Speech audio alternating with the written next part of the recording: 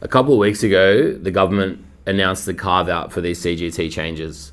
So everyone knows from the budget, they're getting rid of the CGT concessions, which is 50% discount after if you hold an asset for 12 months, and they're replacing it with indexation. Everyone knows that. There's been plenty of videos on it.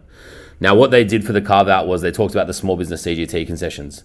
So the way that it currently works is if you're a small business and you qualify for the concessions, qualification, look it up, I'll do it in another video.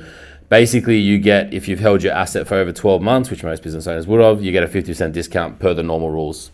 Then what happens is you get another 50% discount if you qualify, which most small businesses would. So you basically get 50%, then another 50%. So if you had $100 as a capital gain, that the taxable income would get reduced by 50% per the first rules to $50, and then another 50%. So the taxable income would be $25.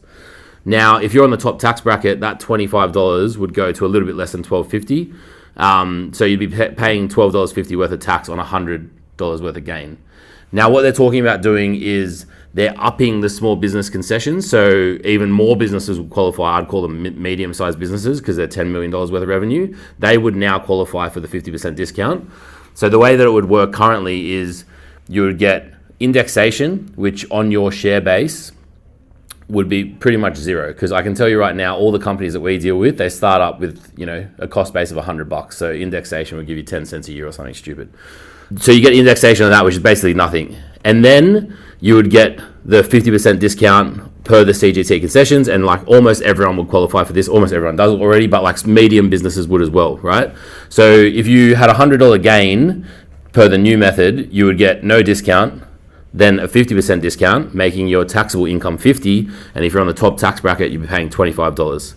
Now, if you're paying $12.50 tax or $25 tax, you're effectively paying double the amount of tax. So I wouldn't be celebrating about these carve-outs because you just got robbed.